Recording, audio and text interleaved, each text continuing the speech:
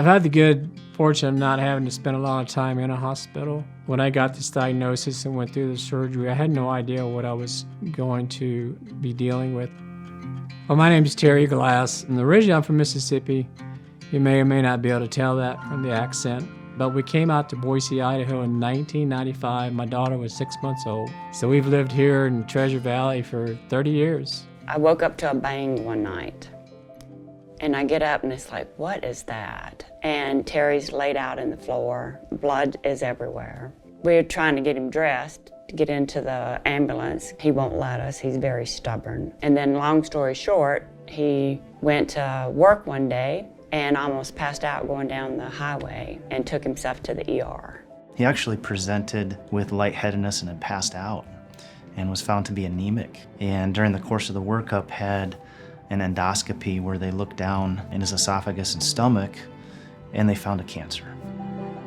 With esophageal cancer, one of the things you might have is difficulty swallowing, might have a burning sensation from acid reflux. I didn't have any symptoms. I love pistachios and peanuts, and one of the things they can make you do, we think, is make me bleed to the GI bleeding. So that's how I found out about it. It was strictly incidental. Didn't go in to be diagnosed for any kind of symptoms. It was for something totally unrelated. In our program, we have a multidisciplinary tumor board, so we get the input of medical oncologists, radiation oncologists, radiologists, pathologists, and surgeons to really use the best-in-class treatment for him. So with that, we presented to Terry that he had an early stage cancer and that surgery would be the treatment right up front.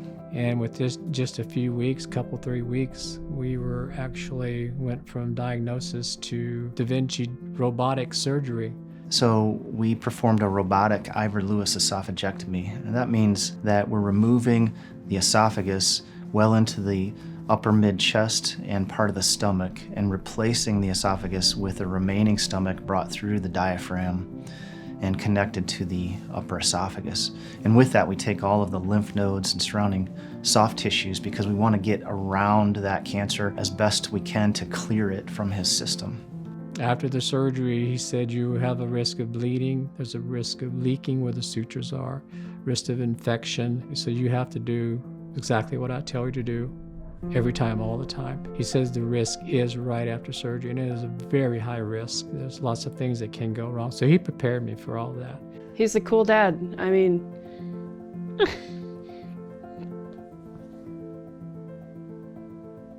I'm very thankful for Dr. Reising, and I've never ever met a doctor that was so hands-on with their patients and their family as well.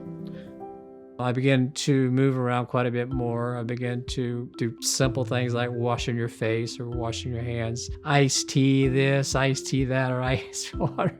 I can't wait to swallow something, you know.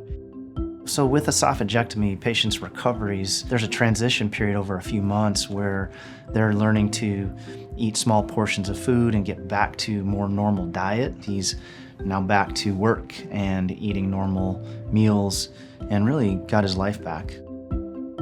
So April is esophageal cancer awareness.